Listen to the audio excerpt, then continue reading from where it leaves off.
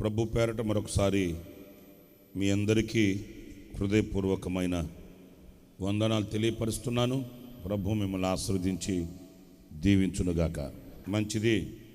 ఈ పూట కొద్ది నిమిషాలు నేను దేవుని మాటలు మీతో చెప్తాను. పరిశుద్ధ గ్రంథంలో హెబ్రీ పత్రిక 13వ అధ్యాయం 10వ వాక్యాన్ని చదువుతారు. జాగ్రత్తగా మాటల్ని ఆలకించండి. 13వ అధ్యాయం 10వ వాక్యం.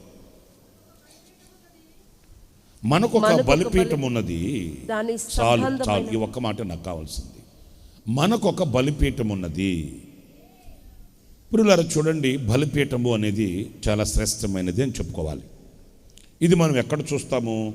ప్రత్యక్షపు గుడారంలో చూస్తాము. ఆ ముందు మన పితరులు దేవునికి చెల్లించిన అర్పణలో ఈ బలిపీఠాన్ని మనం చూస్తాం. అసలు బలి అనేది ఎందుకు ఏర్పాటు చేయబడింది అనంటే దేవునిని ప్రీతిపరచడానికి, దేవునితో సమాధానాన్ని పొందుకోవడానికి. ఆమేన్, హల్లెలూయా. బలిపీఠము అనేది బలిని అర్పించడానికి ఏర్పాటు చేయబడిన ఒక పీఠం. ఇప్పుడు నేను నిలబడడానికి ఈ వేదిక ఎలాగో, నేను నిలిచి మీతో మాట్లాడడానికి ఇదిగో ఈ పీఠం ఎలాగో, అలాగే బలిని అర్పించడానికి ఒక పీఠం. గనుక ఈ బలిపీఠాన్ని చాలా శ్రేష్టమైనదిగా మనం ఎంచాలి. ఎందుకు? దేవునితో సమాధాన పడడానికి బలి అర్పించే పీఠం గనుక. దేవునితో సమాధానం లేకుండా మనం ఏం చేయగలుగుతాం? మీ ఆయనతో సమాధానం లేకుండా మీ ఇంట్లోనే నువ్వు ఉండలేవే. మీ ఆవిడతో సమాధానం లేకుండా నీ ఇంట్లోనే నీవు ఉండలేవే కదా. తల్లిదండ్రులతో సమాధానం లేకుండా పిల్లలు బ్రతకలేరే. అలాంటప్పుడు దేవుడితో సమాధానం లేకుండా ఎలా బ్రతకగలుగుతాం? ఎలా ఉండగలుగుతాం? దేవునితో మనకు సమాధానం కావాలి. ఎందుకు కావాలయ్యా దేవునితో సమాధానం అంటారా? దేవునికి విరోధమైన కార్యం చేశాం గనుక, దేవుని గుండెకి గాయాన్ని కలుగు చేశాం గనుక, దేవుని మనసులో మనము వేదనను కలిగించాం గనుక, అంతేకాదు దేవుని ఆజ్ఞ మీరి పాపం చేశాం గనుక. లేకపోతే ఆయనతో సమాధాన పడాల్సిన అవసరం ఏముంది? అసలు ఆయనకి బలి అర్పించాల్సిన అవసరం ఏముంది? లేదు. దేవుని గుండెకు గాయం కలిగింది, ఆయనకు వెన్ను చూపి లోకానికి ముఖం చూపి పారిపోయాం. ఇప్పుడు ఆ గుండె గాయం కలిగించిన ఆయన హృదయానికి మనం నెమ్మదిని కలుగు చేయాలి. దానికే ఈ బలి, అంతేగాని మనమేమీ ఆచారం కాదు. ఓకే, ఇప్పుడు నేను చెప్పేది ఈ బలిపీఠాన్ని గురించి మాట్లాడుతున్నా. ఈ బలిపీఠాన్ని వ్యక్తికి పోల్చవచ్చు, 2 క్రీస్తుకి పోల్చవచ్చు, 3 సంఘానికి పోల్చవచ్చు. ఈ బలిపీఠం అనే అంశాన్ని, ఆ విషయాన్ని మనం మాట్లాడుకునేటప్పుడు ఈ 3టికి మనం దానిని అన్వయించుకోవాలి. నేనే ఒక బలిపీఠం, 1 సంఘం అనేది ఒక బలిపీఠం, 2 క్రీస్తు బలిపీఠం. ఇక్కడ మనకు ఒక బలిపీఠం ఉన్నది అన్నాడు. ఈ బలిపీఠం ఏం బలిపీఠం, ఎలాంటి బలిపీఠం అనేది మనం గుర్తించినప్పుడు, మన పితరులు వాళ్ళు బలిపీఠాలు కట్టారు. ఆ అనుభవాన్ని ప్రత్యక్షపు గుడారంలో కూడా కొనసాగించినట్లుగా మనం చూస్తాం. అరణ్యము, ఆవరణము, పరిశుద్ధ స్థలము, అతి పరిశుద్ధ స్థలం. ఇది ప్రత్యక్షపు గుడారము యొక్క నమూనా. అరణ్యములో ఆవరణములో పరిశుద్ధ స్థలం, తర్వాత అతి పరిశుద్ధ స్థలం. ఇవన్నీ ఒక్కొక్క అనుభవానికి మనల్ని తీసుకుని వెళ్తాయి. అయితే ఈ ఆవరణంలోనే ఉంటుంది ఈ బలిపీఠం. అంటే ప్రప్రథమముగా మొట్టమొదటి తొలిటి అడుగుల్లోనే మనం చవి చూడవలసిన, మనం టేస్ట్ చేయవలసిన అనుభవం ఇది బలిపీఠం. ఓకే, ఈ ఆవరణంలోనే బలిపీఠం ఉంటుంది. ఇత్తడి గంగాళం ఉంటుంది. గంగాళం ఏమో స్నానానికి, శుద్ధీకరణకి, బాప్తిసానికి సూచన. ఈ బలిపీఠం ఏమో రక్త ప్రోక్షణకి, దేవునితో సమాధాన పడడానికి, దేవునితో ఐక్యతను స్థాపించుకోవడానికి, ఆయన గుండెల్లో కోల్పోయిన ఆ స్థానాన్ని మరలా మనం పొందుకొని ఆయనను ప్రీతిపరచడానికి ఈ బలిపీఠం. అయితే ఈ బలిపీఠాన్ని అనుసరించిన భక్తుల యొక్క అనుభవాలను మనం చూసినప్పుడు ఒక 3-4 సమయాన్ని బట్టి నేను మీకు జ్ఞాపకం చేస్తాను. మనకు మొదటిగా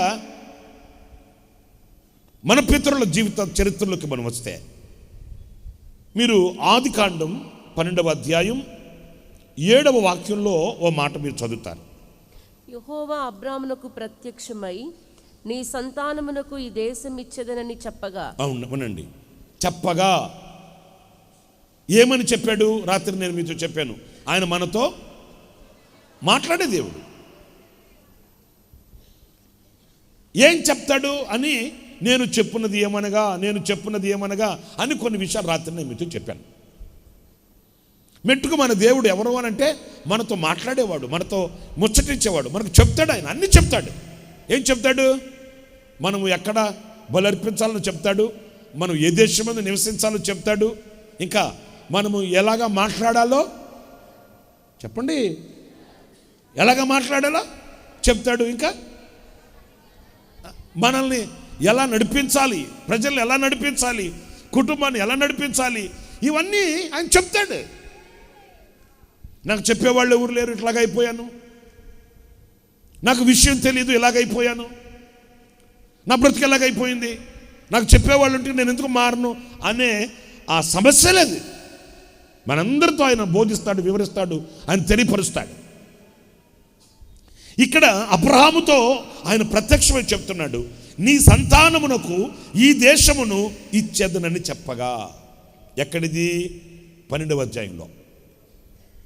అప్పుడు అబ్రహాముకు సంతానం ఉందా? ఉంటే ఎంతమంది పిల్లలు? లేరుగా. దీన్ని ఏమంటారు అనంటే వాగ్దానం. ఆయన వాగ్దానం చేశాడు,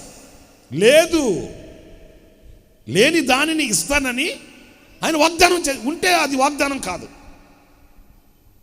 ఇప్పుడు ఆయనకి పిల్లలు ఉన్నారనుకోండి, ఓ విస్తారమైన బహుజన సమూహం ఆయనకి సంతతిగా ఉన్నారనుకోండి, ఉన్నదాన్ని చెప్పడం అది వాగ్దానం కాదు. అసలు అబ్రహాముకు సంతతి లేదప్పుడు.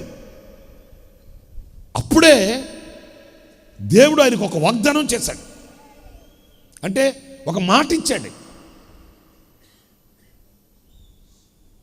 ఒక ఘనమైన మాటతో ఆయన సందర్శించాడు. ఈరోజు లేదు. అయితే నిన్ను ఎలా చేయబోతున్నాను, నేను ఎలా మార్చబోతున్నాను అని అంటే, గొప్ప జనముగా నేను చేస్తాను, నీ సంతానమునకు ఈ దేశం ఇచ్చేదనని ఆయన చెప్పాడు. అప్పుడు వెంటనే అతడు తనకు ప్రత్యక్షమైన యెహోవాకు, అందరు చెప్పండి, యెహోవాకు ఏమి? ఎందుకంటే ఆయన వాగ్దానం చేస్తాడు కనుక ఆ వాగ్దాన సంపన్నుడైన దేవుని బలిపీఠం కట్టి ప్రీతిపరచడం. ఎందుకు కట్టాడు ఈ బలిపీఠము అనంటే, దేవుడు తనకి చేసిన ఆ వాగ్దానమును బట్టి ఆ తండ్రి గుండెల్లో సంతోషాన్ని, ఆనందాన్ని కలిగించి ప్రతిష్టతని స్థాపించుకోవడానికి ఇది వాగ్దానము కొరకైన బలిపీఠం. దేని కొరకండి అంటే, మనం కూడా ఏం చేయాలి? మన పితరులను అనుసరించిన వారమే అయితే, మన పితరుల యొక్క అడుగుజాడల్లో నడిపించబడుతున్న వారమేనైతే, ఆనాటి అనుభవాల్ని మన ఆచరణలోనికి మనం తీసుకుని వచ్చుకున్న వారమేనైతే, దేవుడు మనకు చేసిన వాగ్దానమును బట్టి దేవుని ప్రీతిపరిచే వాగ్దాన సంబంధమైన బలిపీఠాన్ని మనం కట్టాలి. ఎక్కడ కట్టాలన్నా? రోడ్డు మీద, ఇంట్లోనా, గుళ్ళోనా, బడిలోనా? నీ గుండెల్లో కట్టాలి.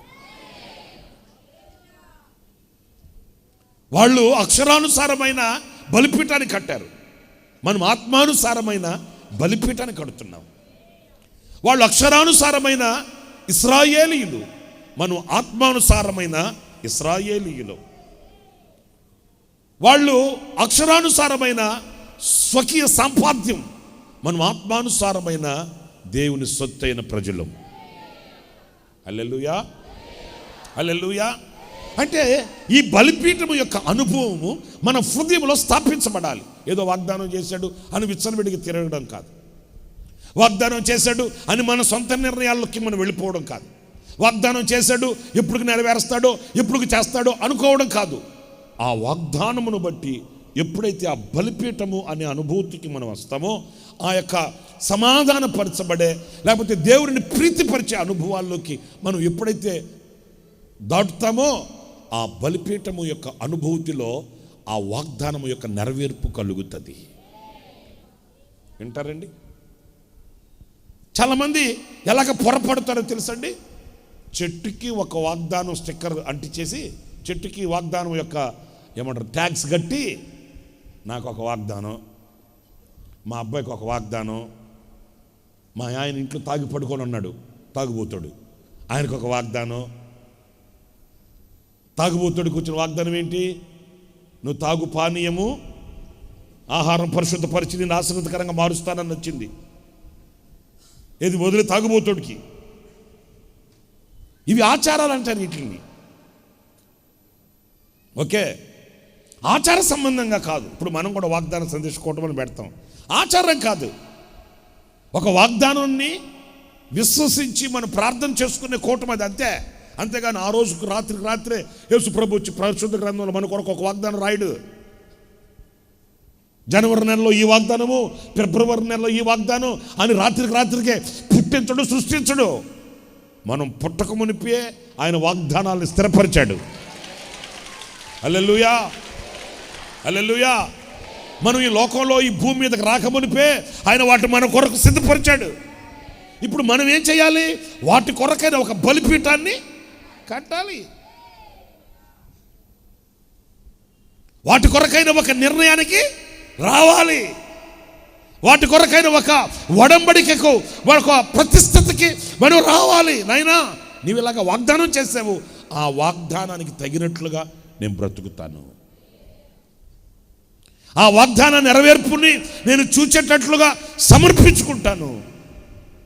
ఆ వాగ్దానం నాలో నెరవేర్చబడినట్లుగా నన్ను నీకు అర్పణగా అర్పించుకుంటున్నాను. ఇదిగో నా ఇంపైన హోమాన్ని అంగీకరించి నన్ను ఆశీర్వదించు నువ్వు అన్నట్లుగానే. ఇప్పుడు 10వ తరగతి పాస్ అయితే నీకు బైక్ కొని పెడతాను రా అన్నాడు అనుకో. అప్పుడు ఆడేం చేయాలి? పాస్ అవ్వడానికి శతప్రయత్నం చేసి కష్టపడాలి. అలా కాకుండా జోబులో చేతులు వేసుకొని ఊరు వాడ తిరుగుతూ, మా నాన్న నన్ను 10th క్లాస్ అయిపోయిన తర్వాత బైక్ కొని పెడతాడు అని చెప్పుకొని తిరుగుతూ ఉంటే ఆడు పాస్ అవుతాడా? దాని కొరకు వాడు త్యాగం చేయాలి. సమయాన్ని త్యాగం చేయాలి, నిద్రను త్యాగం చేయాలి, తిండి త్యాగం చేయాలి, వాడు ఆశలు త్యాగం చేయాలి, వాడు కోరికలు చంపుకోవాలి. ఎందుకంటే వాళ్ళ నాన్న వాగ్దానం చేశాడు, 10వ తరగతి పాస్ అయితే నీకు ఒక బైక్ కొని పెడతాను అని వాగ్దానం చేశాడు. ఆ వాగ్దానం నెరవేర్పు ఎప్పుడయ్యానంటే ఆ వాగ్దానం నెరవేర్చబడేటట్లు వీడు నడిచినప్పుడు. ఫస్ట్ క్లాస్లో ఫెయిల్ అయ్యి కూర్చున్నాడు అనుకో, బైక్ కొని పెడతానన్నావు కదా, కొనిపెడతాడా? మరి వాగ్దానం సందేశించుకోవడానికి కొంచెం వాగ్దానాన్ని ఈని మరలా వెళ్ళి సీరియస్గా సీరియల్ చూసుకుంటూ కూర్చున్నావు అనుకో, మరలా వెళ్ళి ఫుల్గా తాగుడు వ్యవహారం పెట్టుకున్నావు అనుకో, వాగ్దానం చేశాడు ఆయన అని మరలా వెళ్ళిపోయి లోకానుసారంగా బ్రతకడం ప్రారంభించేవనుకో, ఆ వాగ్దానం యొక్క నెరవేర్పు చూడగలుగుతామా? నెరవేరుతుందా? లేదు. దాని కొరకైన ఒక బలిపీఠం కట్టాలి. మరి ఇన్ని వాగ్దాన కూడికలకు వస్తుంటారు, ఎన్నో వాగ్దానాలు చదువుతుంటారు, ఎన్నో వాగ్దానాలు మీరు గోడలకు అంటించుకుంటుంటారు. కొంతమందికి అన్నిటికీ వాగ్దానాలు అంటించేస్తారు, పల్లెలకి, కంచాలకి, మంచాలకి. మంచిదే, కానీ దాని కొరకైన బలిపీఠం ఎక్కడా? దాని కొరకైన సమర్పణ ఎక్కడా? దాని కొరకైన నిబంధన ఎక్కడా? దాని కొరకైన త్యాగం ఎక్కడా? బలిపీఠం అనగానే ఒక త్యాగం, బలిపీఠం అనగానే ఒక సమర్పణ, ఒక నిర్ణయం. అది దేవుడిని ప్రీతిపరిచే హోమం. నీకును నీ సంతతికి ఈ దేశాన్ని ఇస్తాను, ఈ దేశం నీ సంతతిదే, ఈ దేశం నీదే. ఎందుకంటే నేను నిన్ను పిలిచాను, నిన్ను ఏర్పరిచాను, నిన్ను ప్రత్యేకించాను, నేను నిన్ను నడిపించాను, నేను కదా నిన్ను తీసుకుని వచ్చింది. అందుకని నిన్ను ఆశీర్వదిస్తాను. హల్లెలూయా, హల్లెలూయా. గనుక ఈ రోజున నేను క్లుప్తంగా చెప్పే ఈ మాటలు ఏంటంటే, ఇంకా కొన్ని ఉన్నాయి కనుక నేను క్లుప్తంగా చెప్పుకుంటూ వెళ్తూ, మీరు ఇంకొక మాట కూడా 16వ అధ్యాయం చదువుతారా? 12వ అధ్యాయంలోనే 16వ వాక్యం దగ్గర నుంచి, మరియు నీ సంతానమును భూమి మీద నుండి రేణువుల వలె విస్తరింపచేసేదను. ఎట్లనగా ఒకడు భూమి మీద నుండి రేణువులను లెక్కింపగలిగిన ఎడల నీ సంతానము కూడా లెక్కింపవచ్చును. నీవు లేచి ఈ దేశము యొక్క పొడుగును వెడల్పున దానిలో సంచరించుము, అది నీకిచ్చేదనని అబ్రహాముతో చెప్పాను. 18వ వాక్యం, అప్పుడు అబ్రహాము తన గుడారము తీసి హెబ్రోనులోని మమ్రే దగ్గరనున్న సింధూర వృక్షములో దిగి అక్కడ యెహోవాకు, చూసారండి ఏం చేశాడట? నీకు ఈ దేశం యొక్క పొడవు వెడల్పును నువ్వు సంచరించి లెక్కించుకో, నేను నీకు నీ దేశానికి ఇచ్చేస్తాను అని చెప్పినప్పుడు ఆయన కొత్త సినిమాకి వెళ్ళలేదు. వెంటనే పండగ చేసుకొని చుట్టుపక్కల వాళ్ళందరినీ పిలుచుకొని పార్టీ చేసుకోలేదు. వాళ్ళని పోగేసుకొని సంబరాలు చేసుకొని అంబరాలు అంటేటట్లు ఆయన ఆనందించలేదు. ఆ వాగ్దానమును వినగానే, ఆ వాక్కును వినగానే వెంటనే ఆయన ఒక బలిపీఠమును కట్టిన అనుభూతి, ఒక ప్రత్యేకించబడిన సమర్పణతో కూడిన నిర్ణయంతో కూడిన ఒక ఒడంబడికను చేసినట్లు. ఈ వాక్యంలో నేను తేల్చి చెప్పేది ఒకటే, దేవుని వాగ్దానమునకు మనం బలిపీఠం కట్టాలి. అప్పుడే ఆ వాగ్దానం యొక్క నెరవేర్పు మనకు కలుగుతుంది. హల్లెలూయా. చూడండి, దేవుడు దిగువచ్చి శాంసన్ తల్లిదండ్రులతో చెప్పాడు, నేను ఒక కుమారుని నీకు ఇవ్వబోతున్నాను, అయితే మీరేం చేయాలి? మంగళకత్తి అతని నెత్తి మీదకి రాకుండా, ద్రాక్షరసం పానం చేయకుండా అతనిని ఆ రీతిగా మీరు నిబంధన చేయాలి. ఆ రీతిగా మీరు అతన్ని పెంచాలి. ఆ రీతిగా అతన్ని మీరు ప్రతిష్ఠించాలి. ఇది ఒక బలిపీఠం.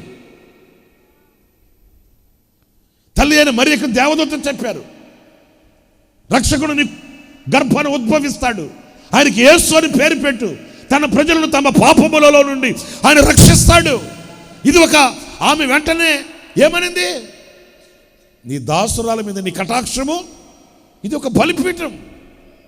అలాగే మీరు చెప్పిందే నెరవేర్చబడును గాక. అలాగే నేను పవిత్రతను కాచుకుంటాను, కాపాడుకుంటాను, దాని కొరకై శ్రమిస్తాను, దాని కొరకై ఎన్ని నిందలు అవమానాలు నాకు వచ్చినా కూడా నేను భరిస్తాను. ఇది ఒక బలిపీఠం. ఆ రీతిగా మన బ్రతుకుల్ని మనం మార్చుకొని ఇంపైన హోమాన్ని అర్పించే ఒక బలిపీఠపు అనుభవము ఇక్కడ మనకు కనిపిస్తుంది. ఎన్నో వాగ్దానాలు మీరు వింటుంటారు, ఎన్నో వాగ్దానాలు మీరు చదువుతుంటారు, ఎన్నో వాగ్దానాలని ఆశిస్తుంటారు. అయితే ఈ వాగ్దానములను బట్టి, వాగ్దానములను గూర్చిన బలిపీఠం మీరు కట్టకపోతే, ఆ బలిపీఠపు అనుభవానికి రాకపోతే, ఆ సమర్పణ ప్రతిష్ఠిత అనే ఆ అనుభూతికి మీరు దిగి రాకపోతే ఆ వాగ్దానం యొక్క నెరవేర్పు కలుగదు అనే విషయాన్ని ఇక్కడ మీరు సుస్పష్టంగా గ్రహించాలి. ఇకపోతే రెండవ అనుభవం నేను మీతో చెప్తాను. ఇదేంటంటే ఆదికాండం 13వ అధ్యాయంలో చూడండి. ఆదికాండం 13వ అధ్యాయం 4వ వాక్యంలో మీకు ఒక చక్కటి మాట కనిపిస్తుంది. తాను మొదట బలిపీఠమును కట్టిన చోట చేరెను, అక్కడ అబ్రాము యెహోవా నామమున ప్రార్థన. ఇక్కడ చూడండి, అబ్రహాము యెహోవా నామమున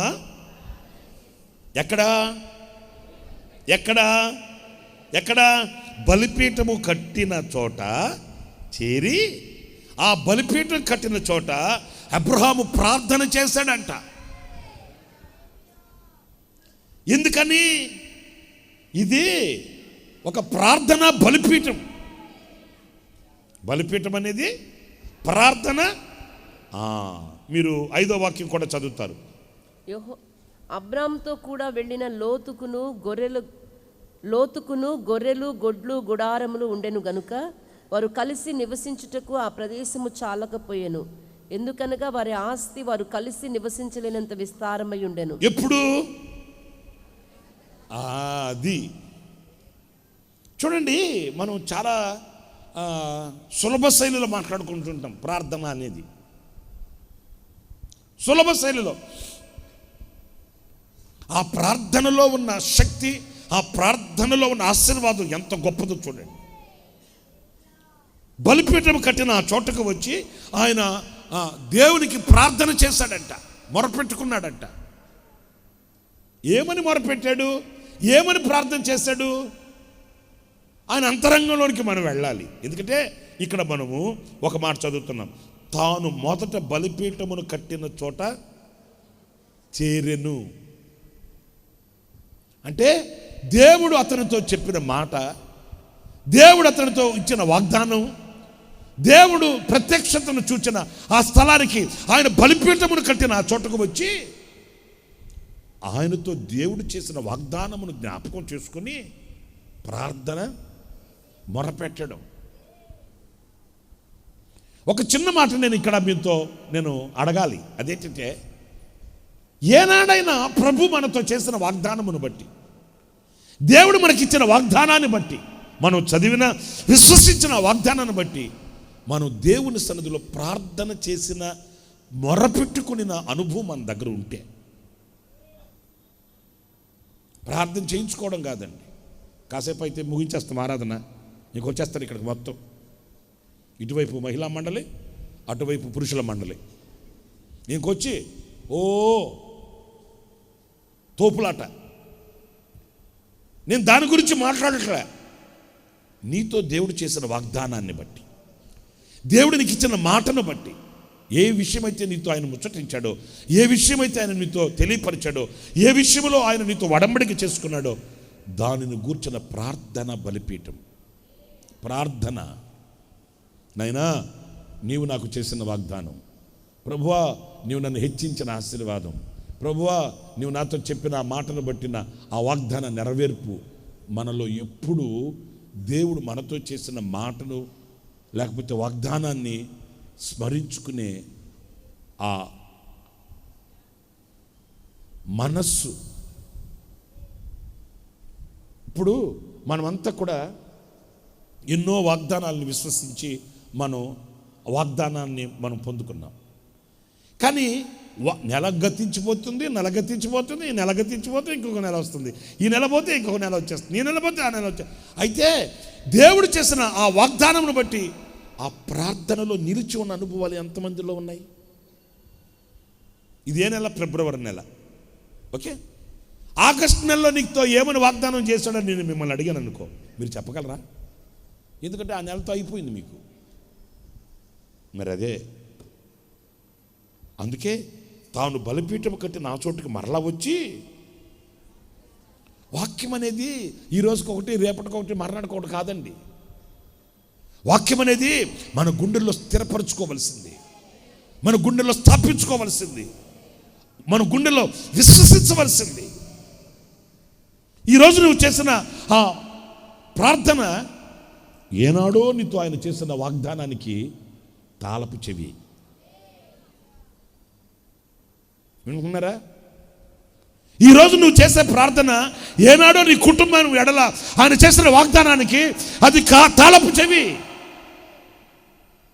నిన్ను ఆశీర్వదించి నీ సంతానాన్ని గొప్ప చేసి నేను విస్తారంగా చేస్తాను, నీ పేరు గొప్ప చేస్తానని ఆనాడు చెప్పిన ఆ వాగ్దానానికి ఆయన ప్రార్థన అనే బలిపీఠాన్ని లేక ప్రార్థన అనే అనుభూతిని ప్రత్యక్షపరిచిన విశ్వాస వీరుడుగా కనిపిస్తాడు.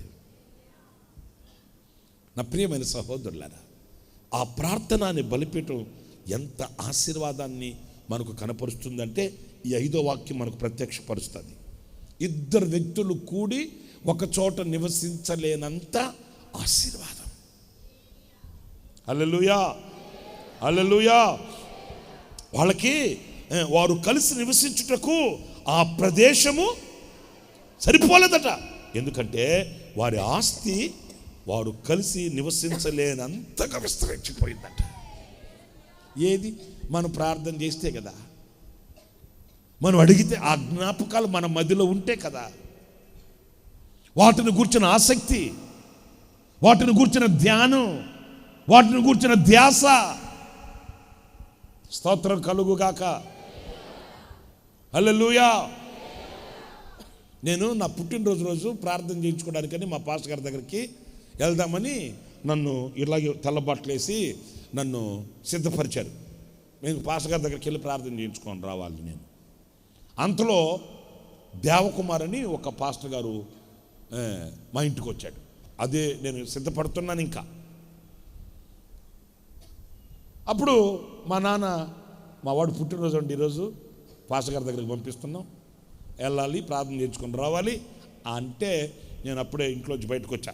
ఏది ఇలాగే ఈ డ్రెస్సే ఇప్పుడు నేను వేసుకొని ఉన్నానే, అంటే ఈ డ్రెస్ అని కాదు, ఇట్లాంటి డ్రెస్సు వేసుకొని తెల్లగా లాల్చి పైజామా వేసుకొని బయటకు వచ్చాడు. ఆయన నన్ను చూడగానే ఇట్లారా అన్నాడు. నన్ను నాకు బాగా గుర్తు. నేను అప్పుడంతా 5వ తరగతి చదువుతున్నా. ఇట్లారా అంటాడు. వెళ్ళా. ఆయన వెళ్ళగానే నన్ను అట్లా గట్టిగా పట్టుకుని, నువ్వు గొప్ప సేవకుడు అవుతావు, నిజం, నువ్వు గొప్ప సేవకుడు అవుతావు, అచ్చం నువ్వు సేవకుడు రా, నువ్వు గొప్ప సేవకుడు అవుతావు, రా దగ్గరికి రా అని గట్టిగా పట్టుకొని ప్రార్థన చేసి మా అమ్మతో మా నాన్నతో చెప్పాడు, వీడు గొప్ప సేవకుడు అవుతాడు, వీడికి ఆ పిలుపు దర్శనం ఉంది, దేవుడు గొప్పగా వాడుకుంటాడు వీడిని అట్లని. అయితే నేను ఇప్పుడు గొప్పతనాన్ని చెప్పట్లేదు, కానీ అప్పటి నుంచి మా అమ్మగారి మా నాన్నగారిని నాకు అదే నూరిపోశారు. ఏదో ఆయన అన్నాడని వదిలిపెట్టడం కాదు, వాగ్దానం చేస్తాడు ఆయన, వాగ్దానాలు ఉన్నాయి, కానీ వాటి నెరవేర్పు కొరకై మనం నిలిచి ఉండవలసిన బలిపీఠం ఇది. ఏదో ఒక వాగ్దానాన్ని విన్నాను, అప్పుడెప్పుడో ఒక వాగ్దానం చేశాడు, అది ఆగస్టులో ఇది, మార్చిలో ఇది, ఫిబ్రవరిలో ఇది, జనవరిలో ఇది అని వాటిని విడిచిపెట్టడం కాదు, వాటి నెరవేర్పు నువ్వు చూడాలంటే ఆ ప్రార్థన. నైనా నువ్వు పలానా కాలంలో, పలానా సమయంలో, పలానా రోజున ఇలా అన్నావే. మీరు చూడండి, యాకోబుతో దేవుడు ఆ రోజు ఒక మాట చెప్పాడు, నువ్వు వెళుతున్న ఈ మార్గం అంతట్లో నేను నీకు తోడై ఉండి నిన్ను ఆశీర్వదించి మరలా నిన్ను క్షేమంగా తీసుకుని వస్తాను అన్నాడు. మనం నేర్చుకోవలసిన పాఠం ఏంటంటే 20 years, 20 సంవత్సరాలు, ఇంచుమించు 20 సంవత్సరాల తర్వాత మరలా ఆయన ఆ మార్గంలో తిరిగి వస్తూ వస్తూ ఆయనకు ఒక ఆపద వచ్చింది. వెంటనే ఆయన మోకరించి ఎబ్బేకురేవు దాటిన తర్వాత ఆయన మోకరించి అంటాడు, నిశ్చయముగా నన్ను తప్పించి, నన్ను ఆశీర్వదించి, నన్ను దీవించి ఈ మార్గంలో తీసుకొని వస్తాను అని అన్నావే. ఆ మాట చూడండి. ఎప్పుడన్నా నేను ఎప్పుడు అంటావేంటి, 20 సంవత్సరాల క్రితం నేను వెళ్ళేటప్పుడు ఇక్కడ కలవాలన్నాను నువ్వు. ఒకవేళ దేవుడు అడుగుతాడు, నీకు గుర్తుందా? గుర్తుండేది ఏంటి? నేను ప్రార్థన చేసుకోవట్లే, నిన్ను అడగట్లే. చూసారండి, 20 సంవత్సరాల క్రితం దేవుడు ఆయనతో చెప్పిన మాట ఆయనకు మనసులో ఉంది. 20 సంవత్సరాల క్రితం ఆయనతో చేసిన వాగ్దానం, నిన్ను విడువక ఎడబాయక నేను నీతో చెప్పినది నెరవేర్చే వరకు నిన్ను ఎడబాయను, నేను నీకు తోడే ఉంటాను. ఈయన అన్నాడు, తినుటకు ఆహారాన్ని, కట్టుటకు వస్త్రాన్ని ఇచ్చి నన్ను కాపాడితే నాయన నీకు బలిపీఠాలు కట్టుకుంటా, నీకు కృతజ్ఞత స్థితి చెల్లిస్తా, అట్లాంటి సరిపోమన్నాడు. అవన్నీ నేను మనసులో ఉన్నాయి. మరి ఈరోజున ఎన్ని వాగ్దానాలు మనం విని మర్చిపోతున్నాం, ఎన్నిసార్లు దేవుని స్వరాన్ని విని మర్చిపోతున్నాం. ఆ ప్రార్థన అనే బలిపీఠాన్ని, ఆ ప్రార్థన అనే అనుభవాన్ని, ఆ ప్రార్థన అనే ఆ సంబంధాన్ని అసలు దానికి మనకు సంబంధమే లేదన్నట్టు తిరుగుతున్నాం. ఎవరన్నా నాలాంటి సేవకులు కనబడితే లిస్ట్ ఒకటి ఇచ్చేస్తాం. లిస్ట్ అన్న, అమ్మాయికి పెళ్లి కావాలి, అబ్బాయికి ఉద్యోగం రావాలి, నాకేమో ఆరోగ్యం కావాలి, మా ఆయనకేమో చేతి పని కావాలి, మా ఇల్లేమో నిండిపోవాలి, ఇంతే. మరి నేను ఒక మాట అంటాను, ఇన్ని అక్కర్లు అవసరతలు నీకున్నప్పుడు నీవు కట్టవలసిన బలిపీఠాన్ని ఎందుకు కట్టట్లేదు? ఎందుకు కట్టట్లేదు? నువ్వు దేవుడిని ప్రీతిపరచవలసిన, దేవుడితో నిబంధన చేసుకోవలసిన ఆ బలిపీఠాన్ని ఎందుకు నీవు కట్టట్లేదు అని అంటే, కట్టే ఆ మనసు లేదు, అందుకే ఇచ్చే మనసు దేవునికి కూడా లేదు. నా ప్రియమైన సహోదరులారా, ఆనాడు మన పితరులు దీవించబడ్డారంటే ఎలా దీవించబడ్డారు? మనలాగా చేతకాలు సంపాదించి ఓటీలు నైట్లు చేసి ఇల్లు వాకిలు పట్టించుకోకుండా, బిడ్డ బీరకాయ పట్టించుకోకుండా, ఇక ఎప్పుడు సంపాదన అని ఆ సంపాదన మీద పడి గొప్పవాళ్ళు అయ్యారు లేదు. లేదు.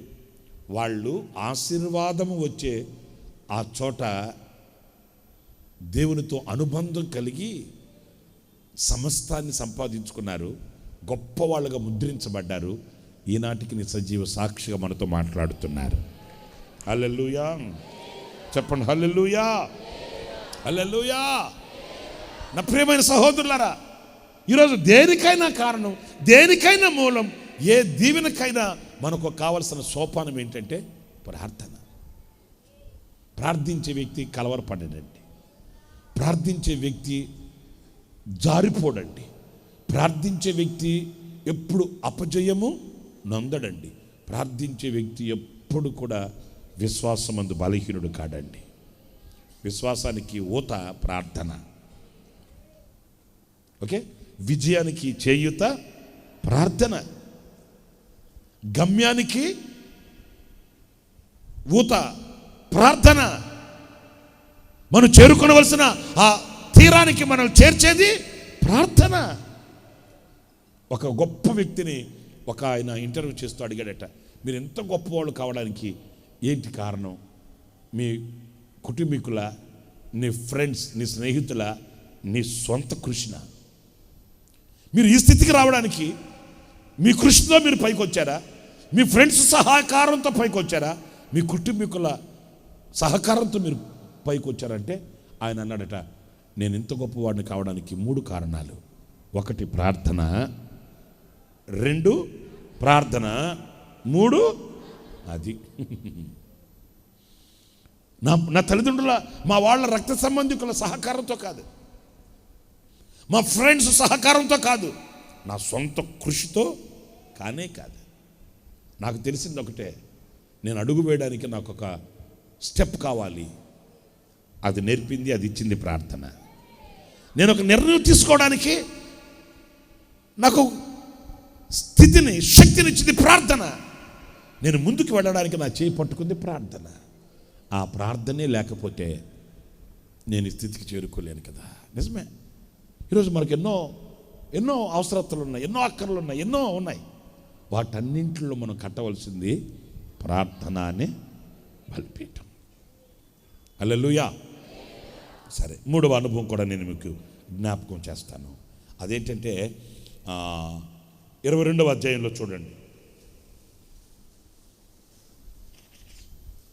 22వ అధ్యాయం ఆదికాండంలో 9వ వాక్యాన్ని చదువుతారు, జాగ్రత్తగా ఆలకించండి.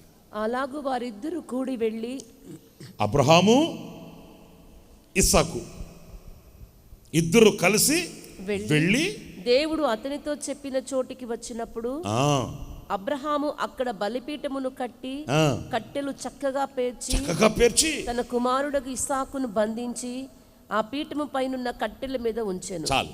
ఇక్కడ ఒక బలిపీఠాన్ని కడుతున్నాడు ఈ భక్తుడు, విశ్వాసవీరుడైన అబ్రహాం.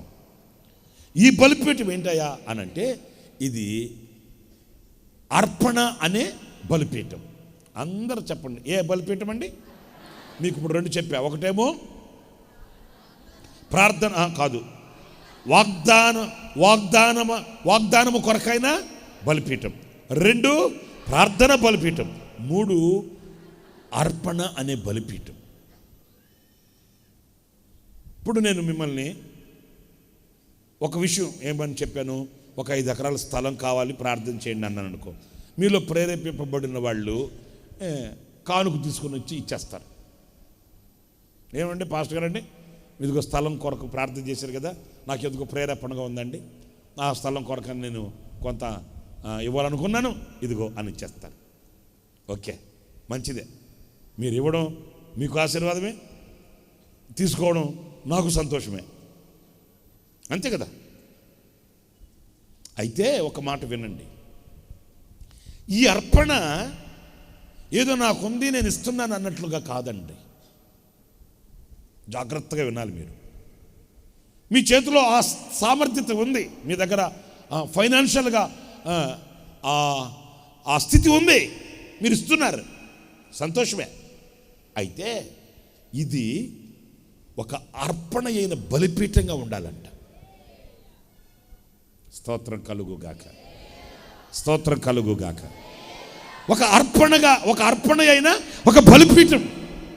చూడండి, బలిపీఠం అనేది ఎంత శ్రేష్టమైన వాటికి పోల్చబడిందో చూడండి.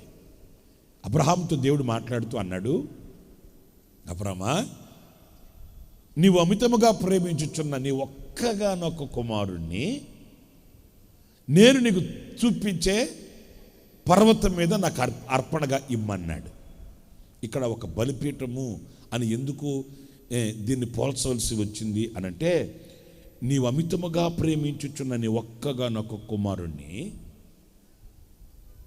అది కదా చూశారు కదండి.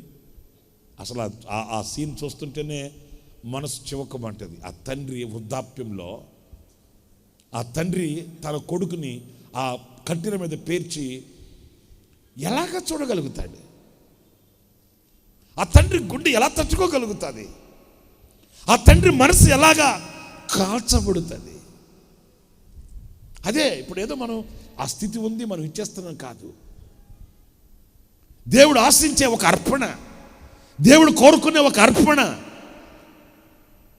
దేవుడు మనకు కనపరిచే ఆ అర్పణ ఎలాంటిది?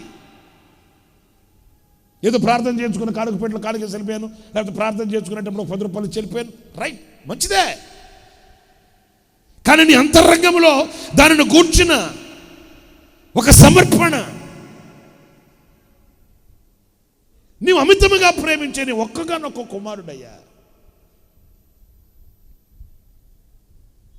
ఆ కుమారుణ్ణి నీవు దహించి ముక్కలుగా చేసి బలిపీఠం మీద పెట్టి దహించాలి, కాల్చాలి. చూడండి, సేమ్ ఇదే మీరు జాగ్రత్తగా వింటే. ఎందుకు అబ్రహాముకి దేవుడు ఆ ప్రత్యక్షతను కనపరిచాడంటే, రాబో దినములలో, అంటే అబ్రహాము కాలంలోనే రాబో దినములలో తండ్రి అయిన దేవుడు తన కుమారుణ్ణి అలాగే బలిపీఠం మీద పెట్టబోతున్నాడు. అంటే ఆ కాలాన, అంటే అబ్రహాము జీవించిన ఆ కాలానే దేవుడు తన కుమారుని గూర్చిన ఒక ప్రత్యక్షతను అక్కడే ఛాయారూపకంగా కనపరిచిన ఒక దృశ్యం అది.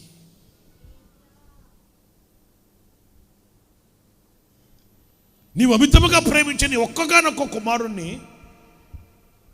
బలిపీఠం మీద పెట్టు. బలిపీఠం మీద పెడతాడని, దహించడానికి సిద్ధమవుతాడని దేవునికి తెలుసు. అందుకే అబ్రహాముని దేవుడు కోరాడు. ఎందుకు కోరాడు? ఆయన చేయబోయే కార్యాన్ని, ఆయన గుండెల్లో ఉన్న ఆ ప్రక్రియని, ఆయన గుండెల్లో ఉన్న ఆ గొప్ప ప్రణాళికని ఛాయారూపకంగా ఆయన ప్రత్యక్షపరిచాడు. ఒక్కగానొక్క కుమారుణ్ణి తీసుకుని వచ్చి బలిపీఠం మీద పెట్టి, ఓకే, మరలా బలిపీఠం మీద ఉన్న కుమారుణ్ణి అబ్రహాముకు అప్పగించినట్లు మన ప్రభు అయిన యేసుక్రీస్తు కూడా ఈ లోకానికి దిగి వచ్చి ఆయన మరలా సమాధి చేయబడి అంతటితో ముగించబడలా. అబ్రహాముకి మరలా ఇస్సాకుని ఎలాగైతే అప్పగించి మరలా సజీవునిగా పంపాడో, అలాగే మన యేసయ్య కూడా సమాధిని గెలిచి పునరుద్ధానుడై మృత్యుంజయుడై మరలా తండ్రి దగ్గరికి వెళ్ళాడు. సేమ్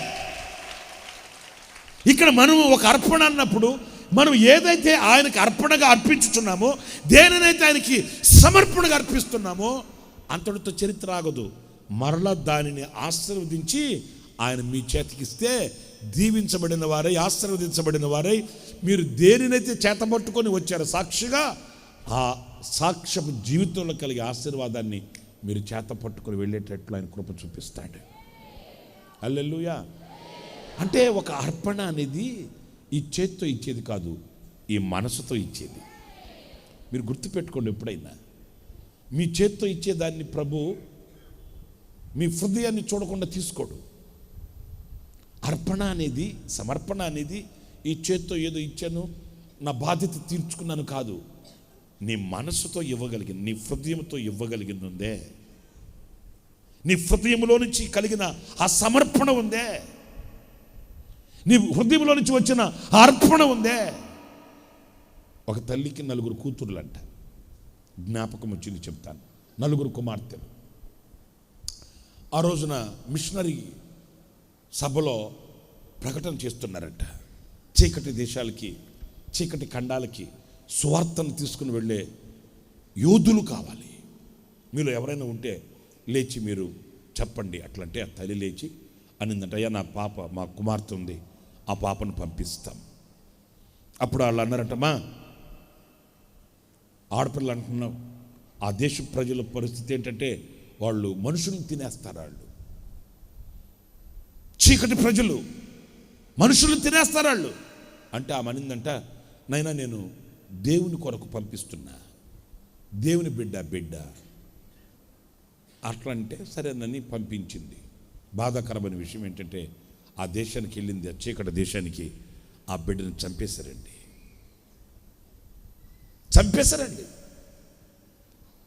చంపేస్తే ఆ వార్త తెలిసింది. ఆ తల్లి మరలా రెండో బిడ్డను పంపించిందంట. ఆ బిడ్డను చంపేశారంట. మరలా మూడో బిడ్డను పంపించిందంట. నేను అనేది ఏంటంటే ఆ మనస్సు నీ చేత్తో ఇచ్చేది కాదు, నీ మనస్సుతో ఇచ్చే అర్పణ ఎంత శ్రేష్టమైందో మీరు ఆలోచించాలి. ఆ మూడో బిడ్డను పంపిస్తే ఆ మూడో బిడ్డను కూడా చంపేసేదారంట. నాలుగో బిడ్డను పంపించింది, చంపేశాడు. ఆ తల్లి సంఘంలో లేచి బోరు నేర్చిందంటండి. అప్పుడు ఆ దైవజనుడు అన్నాడట, అమ్మా, 3 బిడ్డలను చంపేస్తే నువ్వు కంటి తడి పెట్టలా, 3 బిడ్డలను చంపేస్తే చేమ గుట్టినంత బాధ కూడా నీకు లేదు, మరి ఆఖరి బిడ్డ చచ్చిపోతే ఎట్లా ఏడుస్తున్నావు? ఆ బిడ్డ అంటే నీకు అంత ఇష్టమైతే ఎందుకు పంపించావమ్మా? ఉంచుకోకపోయావా అంటే ఆ తల్లి కంటి తడి తుడుచుకుంటూ అనిందంట, నాయనా, నా 4 బిడ్డలు పోయారని నేను ఏడవట్లే, వాళ్ళని మార్చడానికి, వాళ్ళ గుండెల్లో వెలుగును పుట్టించడానికి, సువార్తను మోసుకుని వెళ్ళడానికి నాకు ఇంకొక బిడ్డ లేకపోయిందే అని ఏడుస్తున్నానయ్యా. అంటే త్యాగముతో కూడిన అర్పణ. ఇదేదో ఆనవాయితీగా ఆచారంగా ఇవ్వాలి గనుక, చెయ్యాలి గనుక అనే బాధ్యతతో కూడిన అర్పణ కాదు ఇదే. ఆ ప్రజలు మారక మునిపే, ఆ ప్రజలకి వెలుగు కలగక మునిపే, ఆ ప్రజలలో మార్పు చూడక మునిపే నాకు పంపడానికి వేరొక బిడ్డ లేరే. ఇంకొక బిడ్డ ఉంటే సాగనిపేదాన్ని కదా, ఇంకొక బిడ్డ లేరు నాకు. ఆ ప్రజలు అంటే ఆ హృదయ అర్పణ అనేది ఎంత త్యాగం అంటే తనకు తాను చూసుకోవట్లే, తన కొరకు తాను ఆలోచించట్లే. తండ్రి అయిన దేవుడు కూడా తన ఏకైక కుమారుణ్ణి ఈ లోకానికి ఆయన పంపించి, ఆయన మండుటి ఎండలో ఆకాశానికి భూమికి మధ్య వేలాడుతుంటే, పాపపు ముద్దగా మారిపోతే, ఆ సిలువలో వేలాడుతున్న యేసయ్య చేతిని తండ్రి విడిచిపెట్టేశాడట. అబ్రహాము కూడా బలిపీఠం మీద పెట్టి ఆ బిడ్డని వాస్తవంగా గుండెల్లో ఆ బిడ్డని చంపేశాడు. ఇక ఆ బిడ్డ యొక్క గుర్తులు గుండెల్లో తుడిచేసుకున్నాడు. అదే త్యాగమనే ఆ బలిపీఠం. త్యాగమనే ఆ బలిపీఠం, మనం కట్టవలసిన ఆ బలిపీఠం కంటికి ఒకవేళ కనబడుతూ ఉండవచ్చేమో, కానీ గుండెల్లో ఆ బిడ్డను కూర్చున్న జ్ఞాపకాలు, ఆ బిడ్డను కూర్చున్న ఆ యొక్క ఆలోచనల్ని చంపి కాల్చేశాడు.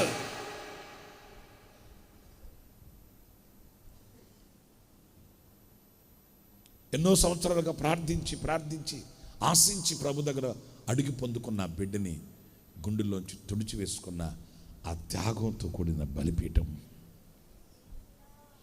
నా ప్రియులారా, మీరు మనసులో మీరు బాధ కలుగుతుందేమో, కానీ ఒక్క మాట అడుగుతున్నాను, మీరు ప్రభు కొరకు ఏం త్యాగం చేయగలుగుతున్నారు? మీరు ప్రభు కొరకు ఏం త్యాగం చేయగలుగుతున్నారు? ప్రభు కొరకు మీరు ఏది కాల్చగలుగుతున్నారు హృదయంలో? ప్రభు కొరకు దేనిని దహించి కాల్చి, ఇది నా దేవునికి ఒక అర్పణ, ఇది దేవునికి ఇంపైన హోమముగా మార్చబడాలి, ఇది నాకు ఇష్టకరమే, ఇది నాకు ప్రీతికరమే, కానీ నా దేవుని కొరకు దీనిని కాలుస్తున్నా, నా దేవుని కొరకు దీనిని తెగిస్తున్నా, ఏదని చెప్పగలను చెప్పండి? మన గుండెల్లో ఈ అర్పణ అనే బలిపీఠం కట్టబడాలి. స్తోత్రం కలుగుగాక. చెప్పండి, స్తోత్రం కలుగుగాక. హల్లెలూయా. విశ్వాస వీరులు ఎందరో ఉన్నారండి.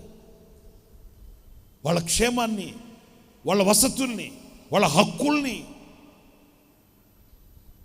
కాల్చివేసి దేవుని కొరకే ఒక అర్పణగా మార్చబడిన కుటుంబాలు కానివ్వండి, వ్యక్తులు కానివ్వండి, కోకొల్లలుగా ఉన్నారు. మరి మనం ఏ స్థితిలో ఉన్నామనేది మనం యోచించుకోవలసిన, పరిశీలించుకోవలసిన, పరీక్షించుకోవలసిన అనుభవం అండి. గనుక నా ప్రియమైన సహోదరులారా, మనకొక బలిపీఠం ఉన్నది. ఏ బలిపీఠము? వాగ్దానమును గూర్చిన బలిపీఠము, ప్రార్థనా బలిపీఠము, అర్పణ సంబంధమైన బలిపీఠం. ఈరోజు మీ అర్పణ ఏదో అనుకోకండి. మీ హృదయమే, మీ సమర్పణయే, మీ అంతరంగములో నుంచి కలిగే, మనసుతో కలిగే అర్పణయే అర్పణ.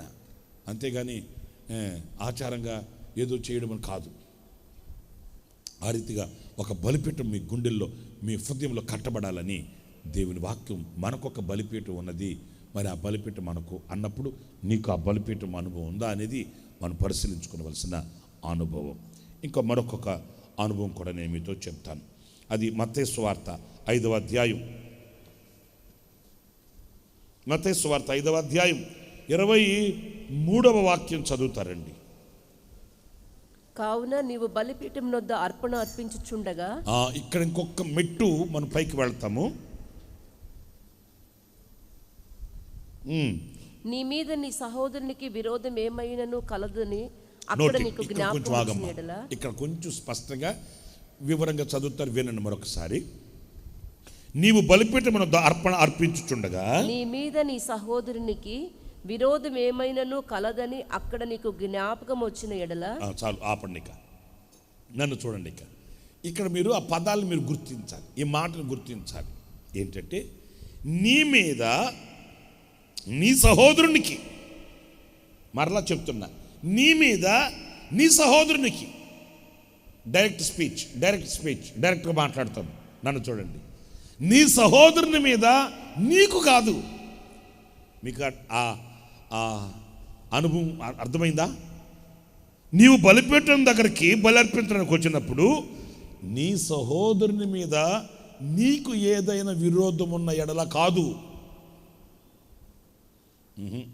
మన వాళ్ళు కొంతమందికి ఇంకా నన్ను అట్లా చూస్తున్నారు. ఏంటి నువ్వు చెప్పేది నాకు అర్థం కావట్లేదా అన్నట్టు చూస్తున్నారు. ఒరే రండి రా, నువ్వురా. మీ ఫేస్ రీడింగ్ నాకు అర్థమవుతుందిగా.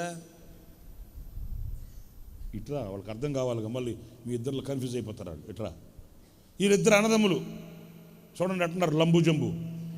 ఇట్రా. ఇప్పుడు ఈయన బలిపీఠం దగ్గరికి అర్పణ తెచ్చాడు. ఇప్పుడు అర్థమవుతుంది, మొఖాల్లో కొంతమందికి కొంచెం లైట్ వెలిగింది. ఈయన అర్పణ తెచ్చాడు. వాక్యం ఏమంటుందంటే, ఇప్పుడు ఈయన అర్పణని పట్టుకో, ఇదిగో అర్పణ తెచ్చాడు కదా. దేవుని వాక్యం ఏమంటుందంటే, నీ అర్పణ పక్కన పెట్టి నీ సహోదరుని మీద నీకు ఏమైనా విరోధం ఉంటే నువ్వు వెళ్ళి మొట్టమొదట సమాధాన పడు అనట్లే. అదే మీరు గుర్తించాల్సింది. నీకు నీ సహోదరుని మీద విరోధం ఏమైనా ఉంటే అనట్లే. ఎందుకంటే నీ మంచి మనస్సు, నువ్వు అర్పణ తెచ్చావు, నీ అర్పణ అనే బలిపీఠం నువ్వు కట్టావు. నువ్వు మనసు విశాలపరచబడిన వాడివే. నీ మనసులో కళ్ళ కపటం లేదు, నీ మనసులో ఎలాంటి చీకటి లేదు, నీ మనసులో ఎలాంటి విరోధ భావం లేనే లేదు, నాకు తెలుసు. అక్కడ వాక్యం ఏమంటుంది? నీ మీద వీడికొంది. ఎవరి మీద? ఆడి మీద. ఇప్పుడు మీరు ఏనండి, తప్పు ఆయిందా ఈందా? ఈంది కదా. పాప అతనికి మనసులో ఏం లేదు. ఎందుకంటే అతడు పరిశుద్ధపరచబడినవాడు, అతడు బలిపీఠం కట్టినవాడు, అర్పణనే బలిపీఠం కట్టి అతడు ఒక అర్పణగా మార్చబడిన వ్యక్తిత్వం కలిగిన వాడు. అతనికి ఎవరి మీద ఏ కళ్ళ కపటం లేదు, మంచి మనసే. కానీ వాక్యం ఎంత శుద్ధీకరిస్తుందో చూడండి, ఎంత శుద్ధీకరిస్తుందో చూడండి. నువ్వు మంచోడివే నాయనా, నీకెవరి మీద ఏమి ఈర్ష్య ద్వేషం లేదు, కరెక్టే. కానీ నీకు లేదు, వాడుకుందిగా. అవునా? వాడుకుంటే నన్ను ఏం చేయమంట? ఆడుకుంటే ఆడుకోమను. వాడు కూడా నేనేం చేయమంటావు, వాడు నా మీద కక్ష కట్టి, నా మీద ఈర్ష కట్టి, నేను కారు కొన్నా, స్థలం కొన్నా, పొలం కొన్నా, ఉరుగు చూస్తున్నాడు వాడు. చూసుకోమన్నా నన్నే చేయమంట. వద్దు నాయనా, వద్దు. నువ్వు అర్పణ తెచ్చావు కదా, నువ్వు అర్పణ తెచ్చినాడువి. ఎలాగ ఆడికి నా మీద విరోధభావం ఉందని తెలిసి కూడా నువ్వు ఎలా చేయడం ఏంటి? వద్దు. నీ అర్పణ పెట్టి నువ్వు వెళ్ళి ఏం చేయాలి? సమాధాన పడ్డానికి. పాపం నేనేం చేస్తే? ఇప్పుడు మీరు అనేది కూడా అదే కదా. నాకు తల తీసేసినట్టు అయిపోద్ది. తల తీసేస్తే ఎట్లుంటావు? నేను వెళ్ళడం ఏంటి? నేనేం చేస్తే తప్పు? నేను చేమను కూడా చంప. నువ్వు చేమను చంపలా, నువ్వు పర్ఫెక్టే. కానీ నువ్వు బలిపీఠం దగ్గరికి వస్తున్నావు, నువ్వు అర్పణ దగ్గరికి వస్తున్నావు. స్తోత్రం కలుగును గాక. నీవు బలిపీఠమునొద్ద అర్పణ అర్పించుచుండగా, స్తోత్రం. ఎందుకంటే సమాధానం అనే బలిపీఠం నువ్వు కట్టేది. సమాధానం అనే బలిపీఠం కట్టబడాలి. మనకొక బలిపీఠం ఉన్నది. ఏ బలిపీఠం? ద్వేషము, ఈర్ష, కక్ష, ఈ బలిపీఠాలు కాదు మనకుండేది సమాధానపరచు బలిపీఠం. హల్లెలూయా. సరే కానీ వీళ్ళిద్దరు ఎవరో? బామర్దులా? కొలీగ్సా? వెనకింటోడు ముందింటోళ్ళా? వీళ్ళిద్దరు ఎవరో? ఎస్పెషల్లీ సహోదరుల మధ్య ఈ సమాధానం అనే బలిపీఠం కట్టబడాలి. ఎందుకంటే ఇది సమాధానము కలిగే సమాధానపరచు బలిపీఠం. అసలు నువ్వు వచ్చిందే బలిపీఠం దగ్గరికి. నేను ముందు ఉపోద్ఘాతంలో చెప్పా, అసలు బలి అనేది దేనికి? దేవునితో సమాధానం. మనకు సమాధానం, మనము ఎదుటివానితో సమాధానం. మరి సమాధానపరచు బలిపీఠం దగ్గర నీవు నీ సహోదరునితో ద్వేషభావంతో ఉంటే అది ఎలాగా సమాధానపరచు బలిపీఠం అవుతుంది? అందుకని ఏం చేయాలి? ఇప్పుడు వెళ్ళి, ఈయన పాపం తప్పేమీ లేదు, ఈయన మనసులో ఎలాంటి విరోధ భావం ఏమీ లేదు, అయినప్పటికీ కూడా ఇప్పుడు ఈయన మీద విరోధ భావం కలిగిన ఈయనతో సమాధాన పడాలంట. ఒక మాట చెప్పనా? ఇదే బలి. ఏంటి బలి? చేయని తప్పుకి క్షమాపణ అడగాలంటమే ఇదే కాల్చబడడం అంటే. కొత్తగా ఏం మనం గడ్డేసి తాటేసి తగలబెట్టడం కాదు. ఇదే మనసుని చంపుకోవడం, హృదయాన్ని చింపుకోవడం, మనసుని గాయం చేసుకోవడం. అరే నేను ఏం చేయలేదు కదా, నేను ఎలాగవా? అరే పిచ్చోడా, నువ్వు బలిపీఠం కట్టే వ్యక్తివి, బలిపీఠం దగ్గర అర్పణ తీసుకుని వచ్చే వ్యక్తివి. నీ అర్పణ దేవుడు అంగీకరించాలంటే, నిన్ను ఆయన అంగీకరించాలంటే నీ మనస్సాక్షి నిర్మలమై ఉండాలి. హల్లెలూయా, హల్లెలూయా. ఇక్కడ నేను చూడండి, బలిపీఠం అనేది ఉపోద్ఘాతంలో చెప్పా. యేసయ్యకి సంఘానికి మనకు సూచన అన్నాను కదా. యేసయ్య చూడండి సిలువలో వేలాడుతూ ఆఖరి క్షణాన ఆయన తండ్రితో మాట్లాడుతూ ఆయన ప్రక్కలో బల్లెపు పోటు పొడిచాడే అతన్ని గోడ చూస్తూ అన్నాడు, తండ్రి. ఆ సమాధానం చూడండి. రే గుండు మొహమోడా, ఇప్పుడు ఇట్లా అంటున్నావు, రేపు వస్తాను ఉండరా, నీ సంగతి తెలుస్తాను. నా చరిత్ర ఇంతటితో అయిపోద్ది అనుకుంటున్నావా? ఇంతటి తవలా ఇప్పుడే స్టార్ట్ అయింది మన వ్యవహారం. రే అయిపోయింది అనుకుంటున్నావా? అవలా ఇప్పుడే నిద్ర లేచా, ఇక్కడ కన్ను మూస్తా, 3వ రోజు వస్తా, నీ సంగతి చూస్తా గుండు మొహమోడా. అట్లా అన్నాడా? అనలేదండి. ఎందుకని అనలేదు? నీవు బలిపీఠము దగ్గరకు వచ్చేటప్పుడు నీ మీద యేసయ్యకి ఎవరి మీద ద్వేషం లేదు, యేసయ్యకి ఎవరి మీద కోపం, ఎవరి మీద ఈర్ష, కానీ ఆయన మీద కత్తులు నూరుతున్నారు.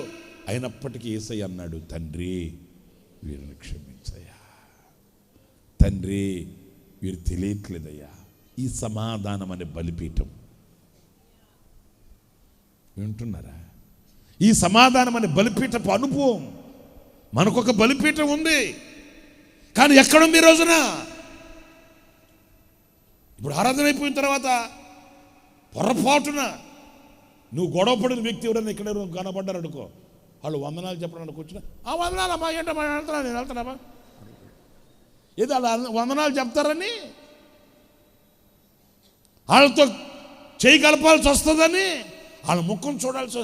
అరే నువ్వు వచ్చింది బలిపీఠం కట్టడానికి, కానీ నీ గుండెల్లో బలిపీఠం లేకపోతే ఎలాగా? నీ గుండెల్లో ఇంకా ఆ చేతైన అనుభవాలు పెట్టుకుంటే ఎలాగా? నీ గుండెల్లో ఇంకా ఆ దేవునికి విరోధమైన కార్యం, దైవ విరోధమైన కార్యాలు పడచూపితే ఎలాగా?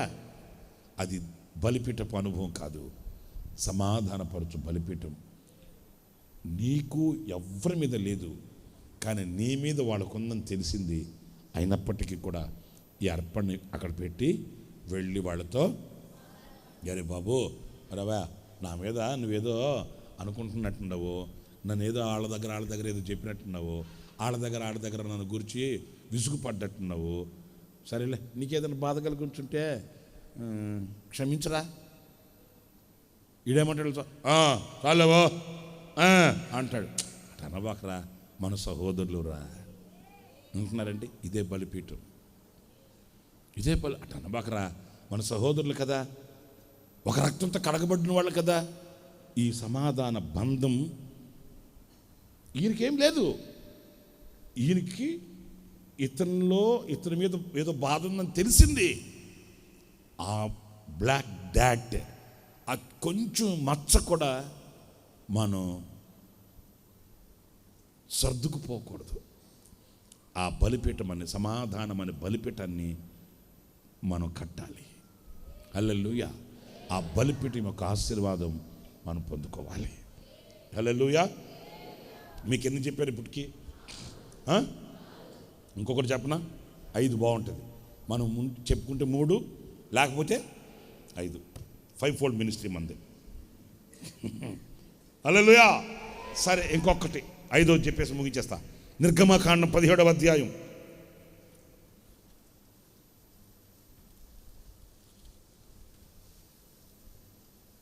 నిర్గమకాండం 17వ అధ్యాయం 10వ వాక్యం. యెహోషువ మోషే తనతో చెప్పినట్లు చేసి, అమాలేకులతో యుద్ధమాడెను. మోషే అహరోను హూరు అనువారు ఆ కొండ శిఖరం ఎక్కారు. మోషే తన చెయ్యి పైకెత్తినప్పుడు ఇశ్రాయేలులు గెలిచిరి. మోషే తన చెయ్యి దింపినప్పుడు అమాలేకీయులు గెలిచిరి. మోషే చేతులు బరువెక్కగా వారు ఒక రాయి తీసుకొని వచ్చి అతడు దాని మీద కూర్చుండుటకై దాన్ని వేసిరి. అహరోను హూరులు ఒకడు ఈ ప్రక్కను ఒకడు ఆ ప్రక్కను అతని చేతులను ఆదుకొనగా అతని చేతులు సూర్యుడు అస్తమించే వరకు నిలకడగా ఉండెను.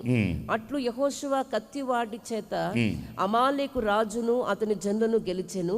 అప్పుడు యెహోవా మోషేతో ఇట్లా, నేను అమాలేకుల పేరు ఆకాశం క్రింద ఉండకుండా బొత్తిగా తుడిచివేయుదును గనుక జ్ఞాపకార్థ గ్రంథములో దీన్ని వ్రాసి యెహోషువకు వినిపించుము. తరువాత మోషే ఒక వినిపించుము. అయిపోయింది ఆ చాప్టర్ అంతవరకు. ఇప్పుడు తరువాత మోషే ఒక బలిపీఠమును కట్టి, అదిగో తరువాత ఎప్పుడు గెలిచిన జయము కలిగిన తర్వాత ఈ మోషే ఒక బలిపీఠమును కట్టి దానికి యెహోవా నిస్సి అని పేరు పెట్టి, చాలండి. హల్లెలూయా, హల్లెలూయా. ఇక్కడ 5వది విజయపు బలిపీఠం. ఏ బలిపీఠం అండి? ఇప్పుడు ఈ అమాలేకులందరినీ జయించాడు. స్తోత్రం చెప్పండి. గొప్ప జయం కలిగింది.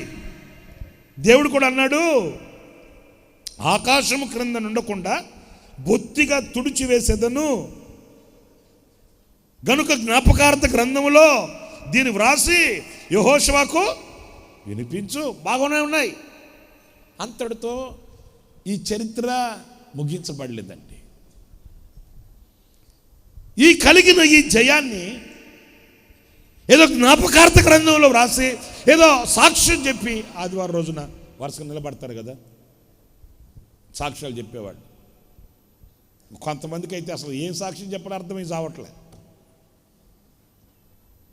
సరే, అది వేరే సబ్జెక్ట్ అనుకోండి. ఇప్పుడు కొన్ని పబ్లిక్లో మనం చెప్పే ఉంటాయి,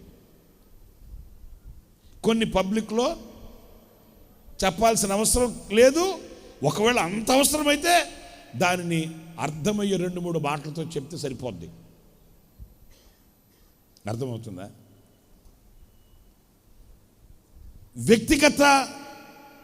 వ్యక్తిగతంగా సాక్ష్యాన్ని పంచుకోవడం వేరు. వింటారా, వింటున్నట్టుగా తలదించుకొని ముఖం సాటేసుకుంటారా? మరి ఏనండి, వ్యక్తిగతంగా సాక్ష్యాన్ని పంచుకోవడం వేరు, సంఘంలో సాక్ష్యాన్ని పంచుకోవడం ఒక అనుభవం, సమాజంలో సాక్ష్యాన్ని పంచుకోవడం ఒక అనుభవం. అట్లా అంటున్నానని వీళ్ళతో ఒక మాట, వీళ్ళతో ఒక మాట, ఆడతో ఒక మాట చెప్పమని కాదు. చెప్పే విధానం వింటున్నారా? సరే, ఆదివారం బారులు తిరిగి సాక్ష్యాలు చెప్తారు, రాత్రి కూడా బారులు తిరిగి సాక్ష్యాలు చెప్పారు, మంచిదే.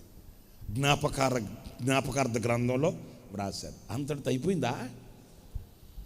ఇంకొంతమంది విచిత్రమైన ధోరణి ఒకటి చెప్పనా? మీరు బాధపడినా పర్లే, నన్ను తిట్టుకున్నా పర్లే, ఎందుకంటే నాకు ఎటు తగలవు కనుక. సాక్ష్యాలు చెప్పేటప్పుడు కొంతమంది ఏమంటారు తెలుసా? ప్రభు పెరట వందనాలు, పోయిన వారంలో నేను భయంకరంగా శోధింపబడ్డాను, భయంకరంగా నేను శోధింపబడుతున్నప్పుడు ప్రభు ఈ శోధన తప్పిస్తే సాక్ష్యం చెప్తాను అనుకున్నాను, తప్పిపోయింది. ఉంటా మరి స్తోత్రం.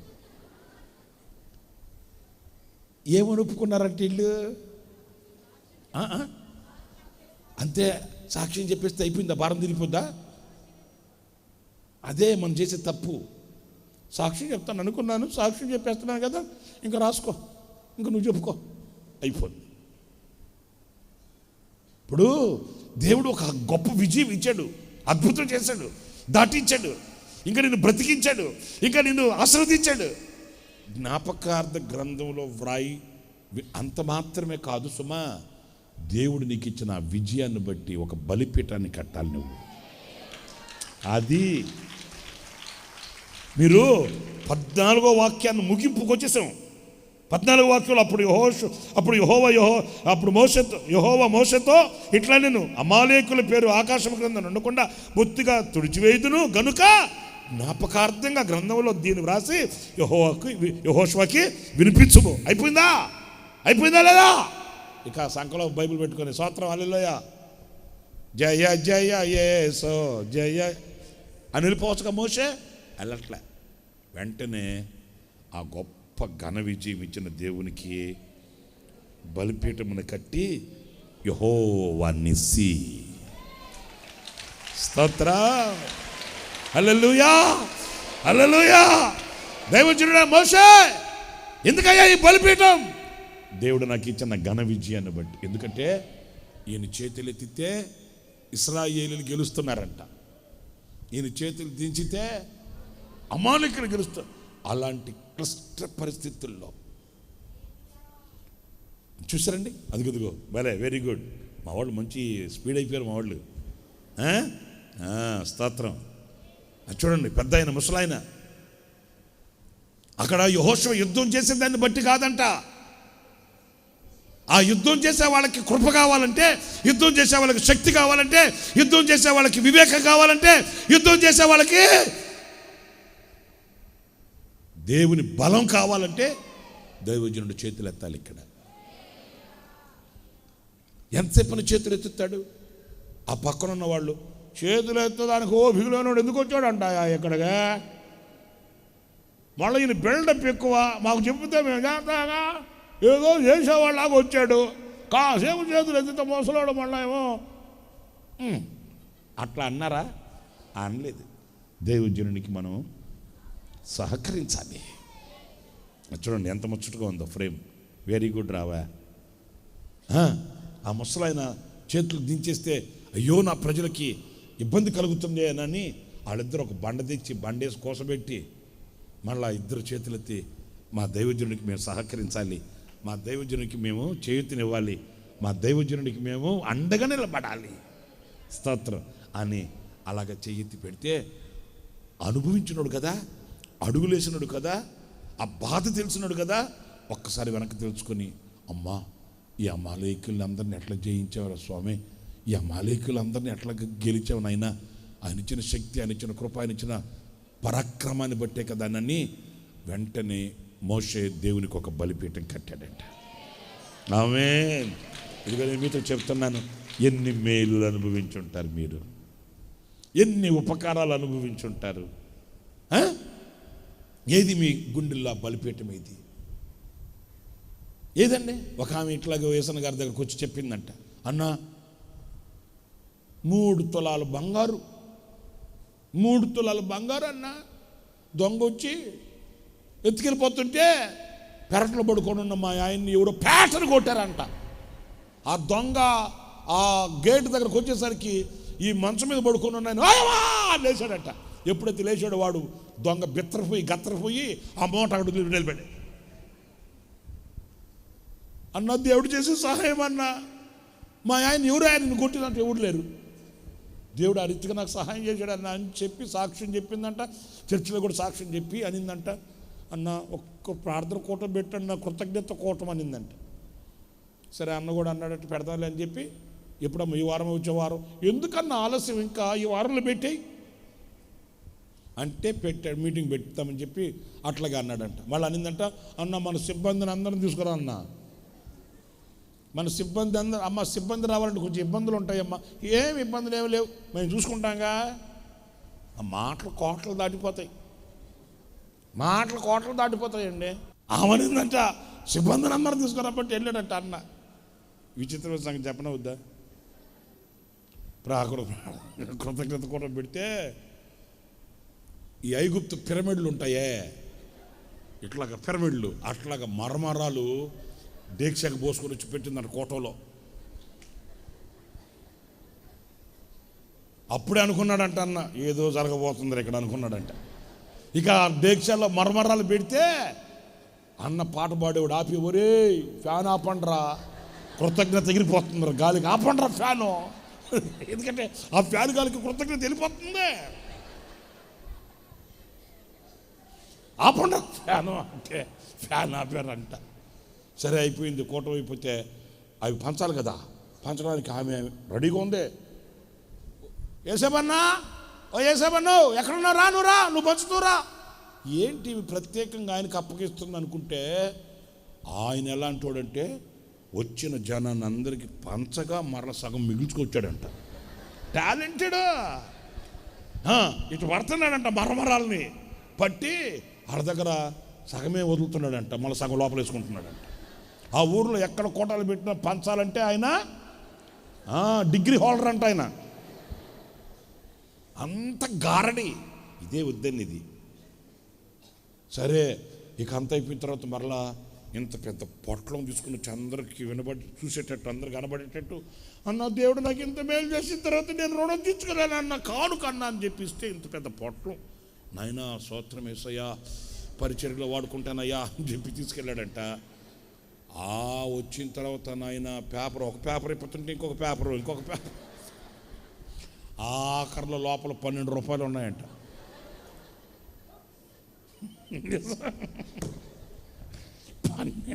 12 రూపాయలకి అన్ని పేపర్లు జుట్టు పెట్టింది. నేను అనేది ఏంటంటే, గారడి వద్దు. దేవుడు నీకు ఎంత మేలు చేశాడు, దేవుడు నిన్ను ఎన్ని అగాధాలు దాటించుకుని తీసుకుని వచ్చాడు, దేవుడు ఎన్ని రోగాల్లోంచి నేను విడిపించి తీసుకుని వచ్చాడు. ఏదో సాక్ష్యం చెప్పి ముగించేసుకున్నాను, భారం తీర్చేసుకున్నాను కాదు, ఒక బలిపీఠం కట్టాలి. ఆమేన్, హల్లెలూయా, స్తోత్రం కలుగుగాక. దేవుడు నాకు ఇచ్చిన విజయం గొప్పదయ్యా, దేవుడు నన్ను నడిపించిన మార్గం ఉన్నతమైనదయ్యా, దేవుడు నన్ను బ్రతికించిన స్థితి నేను వివరించలేనిదయ్యా. దేవునికి మహిమ కలుగుగాక. ఈ సంవత్సరం ఒక పాటలో కూడా నేను ఈ కృతజ్ఞత భావమే 3 చరణాలు అలాగే మనం పాడుకోవడానికి బాగుంటుందని ఆ 3 చరణాలు అట్లాగే పెట్టాను, కృతజ్ఞత భావంతో. అవును, నా పితరుల దేవుడా, భలే ఉంటుంది. మీరు చాలా సంతోషిస్తారు అనర్గళంగా మనం ప్రభుని ఆరాధించుకోవడానికి. నా పితరుల దేవుడా,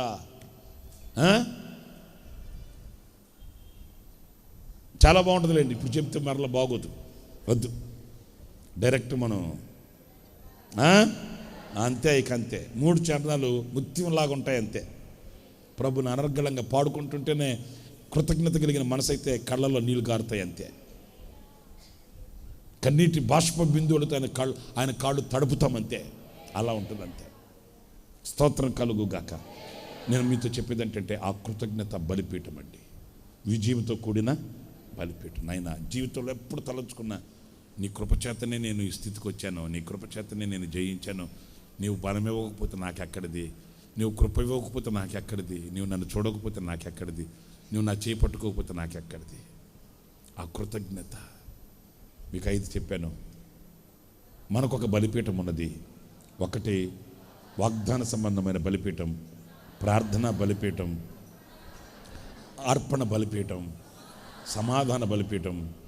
5 విజయముకై బలిపీఠం. ప్రార్థన చేసుకుందాం. పరిశుద్ధుడైన తండ్రి, ఆశ్చర్యకరుడానికి స్తోత్రాలు. ఈ 2వ నెల 2వ పునరుత్థానపు ఆరాధనను ఇంతవరకు మీరు ఆశీర్వాదకరంగా జరిగించి, మిమ్మల్ని స్తుతించి ఆరాధించి మీ నామాన్ని గొప్ప చేసి పాడి పొగుడుటకు మాలో మీరు కృతజ్ఞతాబుద్ధిని పుట్టించి మా స్తుతులపై ఆసీనుడవై మీరు మాతో మాట్లాడిన ప్రతి మాట కొరకై స్తోత్రం. మాకొక బలిపీఠం ఉన్నదని, బలిపీఠపు అనుభవాలు మేము కలిగి ఉండాలని మీరు మాతో వివరంగా మాట్లాడినందుకై నీకు స్తోత్రం. వాగ్దానం చేసినటువంటి నిన్ను మేము ప్రీతిపరిచేటట్లు వాగ్దానపు బలిపీఠం మేము కలిగి ఉండటానికి సహాయం చేయండి.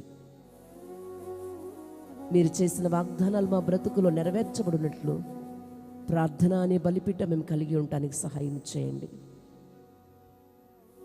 సమర్పణతో మా హృదయ అంతరంగములో ఒక త్యాగముతో కూడినటువంటి అనుభవాలు మేము కలిగి నీ సన్నిధిలో అర్పణ అనే బలిపీఠం కలిగి ఉండటానికి మీరు సహాయం చేయమని ప్రార్థిస్తున్నాను. మంచి మనసాక్షి కలిగిన వారమై మా సహోదరుల మీద ఎలాంటి ప్రభువా తండ్రి నీ స్తోత్రం అసమాధానము లేకుండా సమాధానం అనే బలిపీఠం మేము కట్టుకోవడానికి కలిగి ఉండటానికి మీరు సహాయం చేయమని ప్రార్థిస్తున్నాను. మా బ్రతుకుల్లో ఎన్నో గొప్ప కార్యాలు చేశారు, ఎన్నో విషయాల్లో విజయాన్ని ప్రసాదించారు. కృతజ్ఞత కలిగిన వారమై యెహోవా నిస్సి అని విజయపు బలిపీఠం మేము కలిగి ఉండినట్లు మీరు సహాయం చేయమని ప్రార్థిస్తున్నాను. ఈ బలిపీఠపు అనుభవం మేము కలిగి నీ సన్నిధిలో సాక్షులుగా బ్రతకడానికి కృప చూపించండి. ఈ మాటలు మా హృదయాలు స్థిరపరచండి, నీరు కట్టి ఫలింపచేయండి. మరి విశేషంగా ఈ సమయంలో మీ రక్త మాంసంలో మేము పాలు పొందుకోవచ్చుండగా మంచి మనస్సాక్షిని దయచేయండి ప్రభువా. యోగ్యమైన మనస్సుతో మీ శరీరాన్ని భుజించి మీ రక్తమును పానము చేసి మేము నిత్య జీవాన్ని పొందినట్లుగా, ఆధ్యాత్మికంగా శక్తిని బలమును పొందినట్లుగా, మీరు అక్కడి కొరకై సిద్ధపరచబడినట్లుగా, మీ మరణ పునరుద్ధానములలో ప్రభువా తండ్రి మేము పాలి భాగస్థులమగునట్లుగా మీరు సహాయం చేయమని ప్రార్థిస్తున్నాను. ఇంకా ఎందరూ మంచి మనస్సాక్షి లేకుండా ఉన్నారో శుద్ధి చేయమని ప్రార్థిస్తున్నాను తండ్రి. అయోగ్యంగా ఎవరు పాలు పొందనివద్దు ప్రభువా. బాప్తిసం పొందని వారిని కూడా మీరు సిద్ధపరచమని ప్రార్థిస్తున్నాను. ఇంతవరకు నీ కుమారుని మీరు అభిషేకించి వాడుకున్నందుకు ఆయనకి స్తోత్రం.